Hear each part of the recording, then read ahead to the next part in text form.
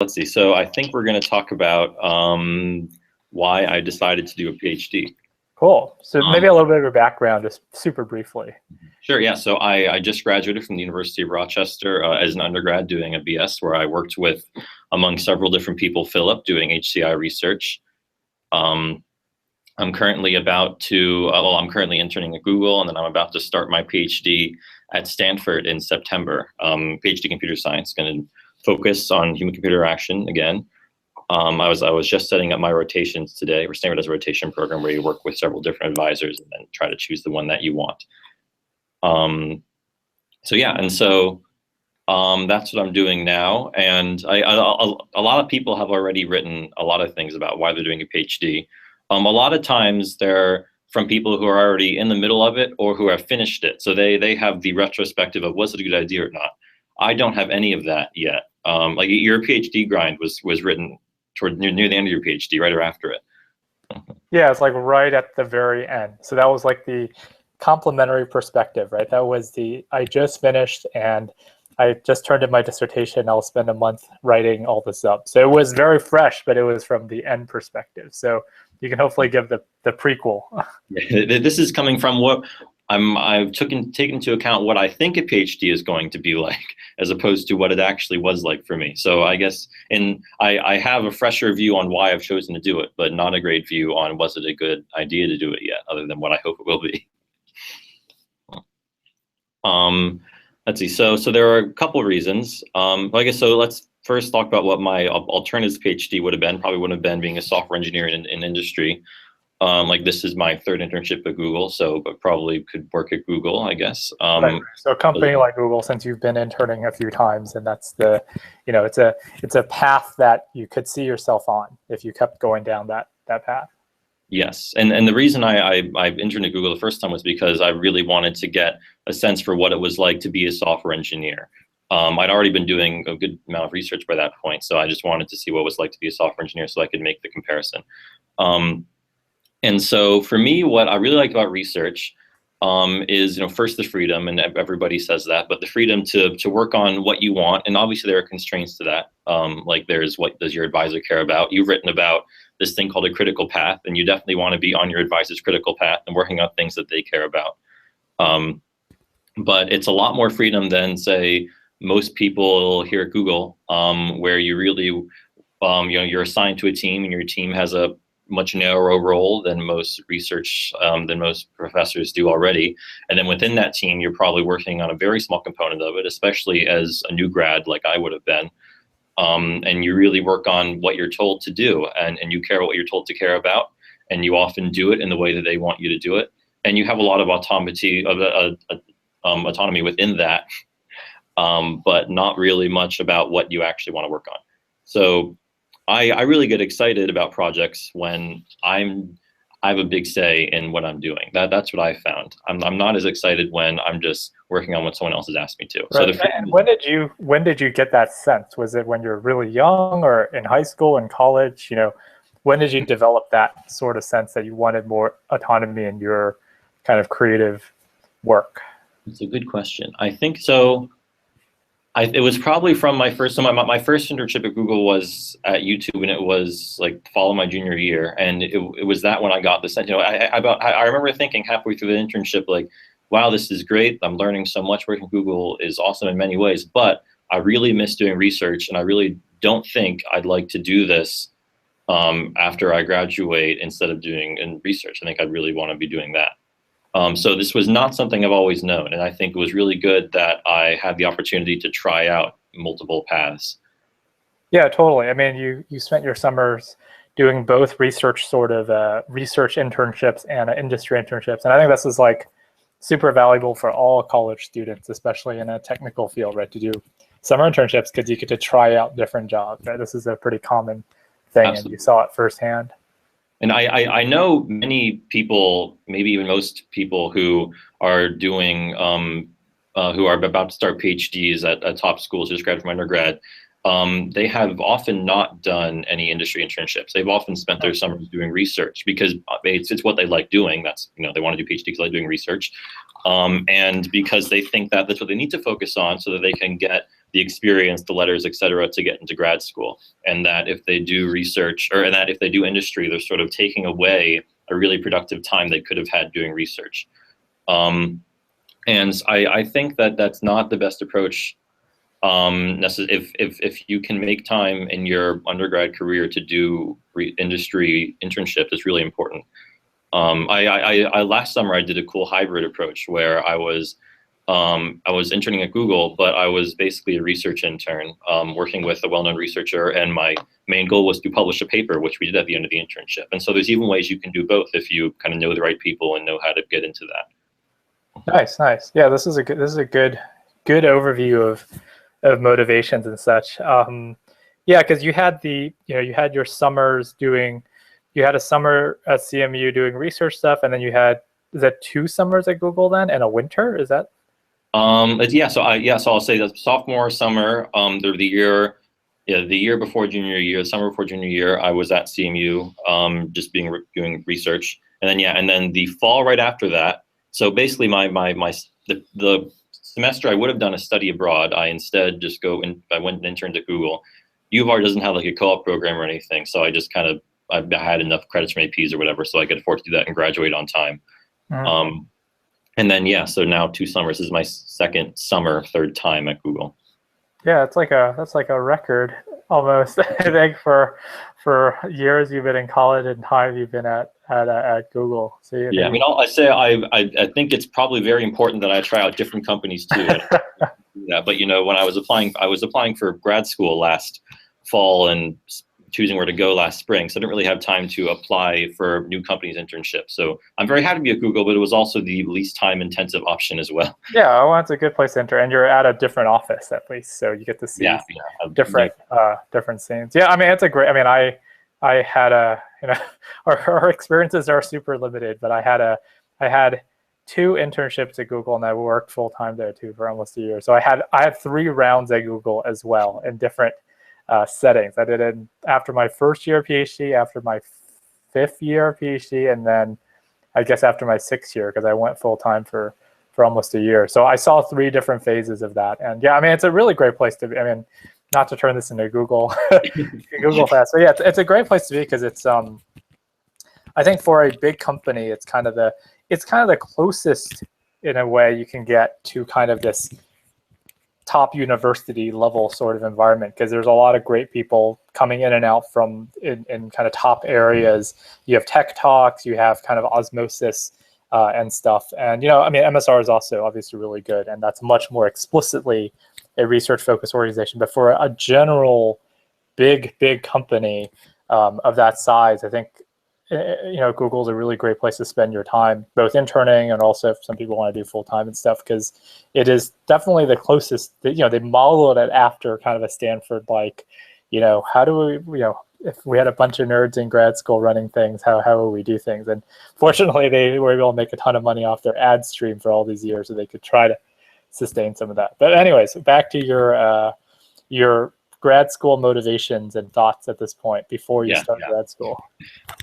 So another big thing for me was that doing a PhD and doing research, and by extension doing a PhD, is really, really hard. Mm-hmm. And I feel like it's much harder than being a software engineer, which is not to say that software engineering is easy. Certainly it's there's tons of difficulties involved in all sorts of ways there, but research is more knock your head against the wall mentally. You're doing things that nobody's ever done before, whereas in software engineering, you might be, but most likely you're just figuring out how to what the best way to do something that has probably already been done thousands of times before in slightly different contexts. That's why there's no Stack Overflow for research. That's a good way to put it. So why would you want to subject yourself to that? Yeah, I'm pretty negatively. I'm a happier person when I'm again, software engineering is not easy, but I'm a happier person when I'm facing challenges like that than when I'm facing the challenges of being a software engineer. Mm-hmm. Yeah, and I think this is good you have this perspective because you have seen this firsthand through several internships at a top company as well. So you're definitely not one of these undergrads who just, is very theoretically focused and just spent all your time in undergrad focusing on very kind of esoteric theoretical research with the goal of getting a PhD and being, full on in academia, you've actually gone and seen and kind of shadowed and kind of worked in a top industrial setting. So you have that really clear perspective. So when you're saying that, it's not just like the stuff that all academics say, oh yeah, research is breaking new ground, engineering is making existing things work, but you actually have seen this firsthand. So I think that's actually really valuable. Yeah, that's a good point. And maybe related to that is I really like how doing how being a PhD student doing research, my day feels a lot more varied when I'm in that mode than when I'm in a software engineering mode.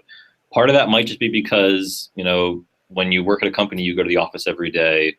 Google's nice, and I don't really care what time you go there, but you still have to go. You kind of sit at the same desk, do the same work every single day. You're basically just writing code. Whereas as a PhD student, you have to build, usually, at least in HCI, I do a lot of writing code because I build the things that I'm working on as my research projects. But there's a lot of thinking, writing, talking, giving presentations, traveling, a lot more varied collaboration I found. So the day feels a lot more varied for me than it does when you're a software engineer. And that probably has been a factor on why I'm happier doing research as well. So I guess the flip side of that is the lack of imposed structure could be a challenge as well. So if you thought about that the structure of a workday that most people go to is nice, psychologically, because you have a thing to fit in, and then you kind of know where you fit in. So have you thought about this lack of implied structure, how you can make more structure for yourself, given that there's not a implied structure as much? That's a great point. That was kind of, just thinking about this now, that was kind of a revelation for me in my first internship. My first industry internship was I really enjoyed that structure. That structure to me felt like it was really helping me be more productive. My life felt a lot less stressful because I had that structure. Versus undergrad, or versus research? Both versus undergrad, and for me, research was a lot of my undergrad, probably more so than classes. But yeah, even less stressful than classes, but certainly less stressful than research. I think a lot of it was because of that structure. And so there are certainly times when that structure can make life a much happier place. But I think that structure is what ultimately causes me to feel maybe bored or like I need to be doing other things. Yeah, it's because when people typically talk about undergrad experiences, it is highly structured, right? That it is an all-encompassing thing. It's a 7-day-a-week thing, but it is, you have 4 or 5 classes, and then each class has something due every week, and then you may have activities, you may have deadlines. Whereas I think a big transition to PhD is that, especially later on, is that you don't have those classes, so that you don't have that structure to fall back on. But yeah, so that's just thoughts on that. Yeah. So my first research internship, I was going to work with someone at CMU who ended up going to do something else instead. And so I was actually working remotely with that person. And so at CMU, I really had no one physically there. I had sort of his advisor who I kind of worked with, but mostly the person I was working with primarily wasn't even there. And so I really felt like I was a graduate student, and this was just as a young sophomore. I felt like I was a graduate student already in the sense of independence during that summer. And at first it was really challenging for me. There were times when I really did not enjoy that, when I felt like I needed other people to be around to have some sort of structure beyond maybe the 20-minute weekly meeting I had with the lab I was working with. That structure, or that lack of structure, can be very freeing when you get used to it. And if you can get used to it, and I think some people probably are better suited to have the structure of industry. But the reason it can be freeing is that you can work when you feel like you're best suited to work, and work on what you're best suited to work on. So there are some days when maybe you really don't want to do that much work, and that's okay. And there are other days when you can be really, really productive. And that's okay as well, because your only deadline, you don't have, weekly or even daily check-ins or deadlines. Your deadlines are the conferences. And as long as you can get your work done by the conferences, then kind of the journey there doesn't matter so much. And ultimately, that can lead you to have a more productive time. Mm-hmm. Yeah, this is really interesting. Or it can lead you to waste a lot of time, like I did. Yeah, as well. There was probably a good month of that summer for me where I did really accomplish nothing at all, because I was in one of those periods. And then the other 2 months, I thought I was very, very productive and certainly made up for it, I think. But yeah, it sounds like for your PhD, based off of your grind, that was more than a month. It was like 3 years.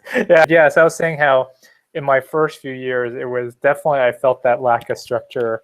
And it was also, due to advisor and due to situations, right? That you could have, I think that even in grad school, you could find yourself in different situations and depending on your preference, right? Like there are people who don't see their advisor that much and they like that because they are funded by some fellowship or they're funded by their advisor's giant grant and their advisor is very high level and it's like, yeah, just do something in this domain and we'll figure something out. And then there's other students who are working with, say, a really junior faculty member who is very hands-on, on the ball, like they have a specific vision for certain directions, certain projects, and then it's almost emulating, I would say, like an industrial research setting, right, where you have more set goals every week and such. And different people like different sets of that. So I think even within one grad school experience, you could have widely varying experience based on who you end up working with. Yeah, definitely. I mean, I jumped around a lot from advisors as an undergrad, largely from necessity because of the revolving door of HCI faculty at U of R, and also from my internships. And so, but that was a great opportunity to get a sense of many different advising styles. Like the guy I first worked with, Walter Lasecki, he was still a grad student, incredibly hands-on, and that was awesome for me, especially when I was just learning how to do research for the first time. Because he would basically, at first, can basically tell me what to do, and he would explain why he was telling me to do that. And so then when I worked with someone a bit more senior, I was kind of prepared to be able to make those decisions myself because I'd learned from him. Right. That would be a highly recommended way. I either find an advisor who will adapt as you grow, or just be able to jump to advisors as you transition from different stages of learning how to do research. Yeah, that's an interesting way to put it. And also, like, because you're in a unique situation because you're an undergrad working on research, so you didn't have that much time, but then you also were a very dedicated undergrad, right? That you had a lot of bandwidth dedicated, but then, you didn't have this 6-year timeline of someone being your advisor for 5 or 6 years and adapting with you. And I think in your PhD, you're going to hopefully find that, right? That you'll do rotations, you'll start with something, and whoever you end up aligning with, the hope is that it's an ongoing kind of more growth sort of journey for both of you. I think that's how things work out the best in these relationships. And I think I think we're running out of time a bit, but this is dovetailing into, that's one of the unique aspects now as I am advising students more and everything.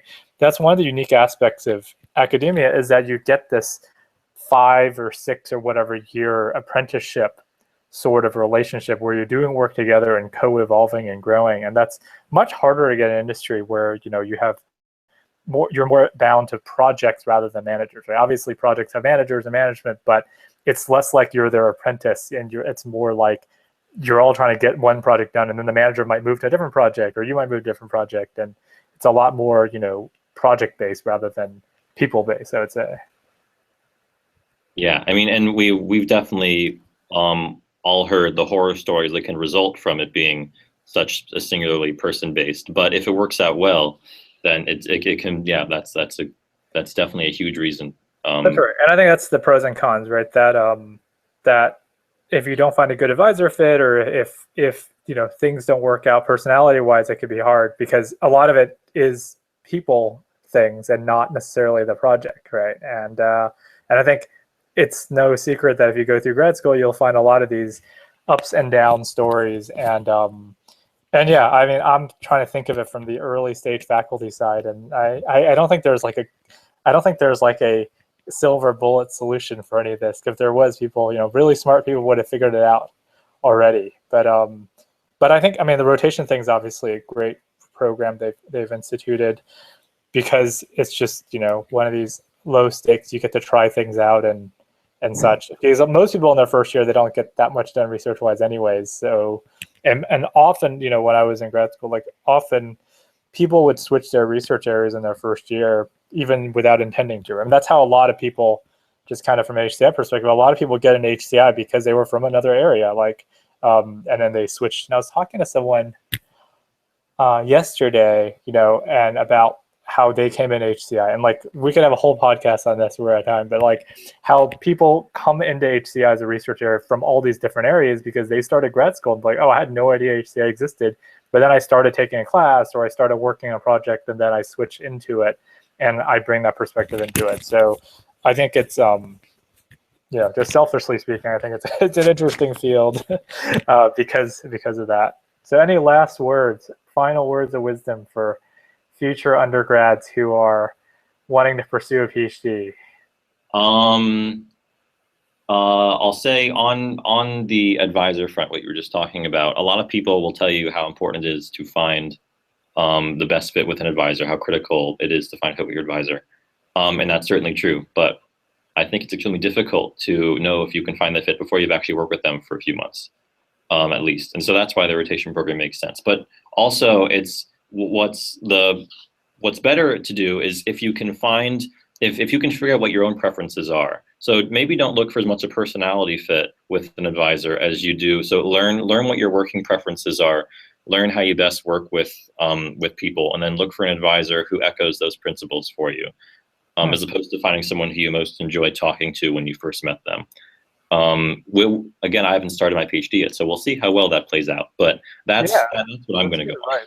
Yeah, that's really good advice. And that's sort of, you know, what you're talking about here is sort of why it's really hard to hire people and interview people in general, right? Or like have an election or whatever, because a lot of the qualities that make people good at talking and first impressions and, you know, appeal psychologically and first impressions are very different than the qualities needed to sustain a long-term working relationship. I mean, people talk about this all the time in like technical interviewing or hiring or anything, right? Like there's all these cognitive biases about if you're a really good talker and a salesperson and a blah, blah, like you can make a really good kind of gut impression on people, but that's really hard to tell how that correlates with how you work longer term. So I think you really hit on that, and that, you know, there are people that you can get along well with just talking, but then when you actually start getting down to nitty gritty every week working, you're like, wow, this working style is completely different. And there's no way until you try. So I think that's a really good advice. Yeah. All right, well, cool. It was great to talk to you.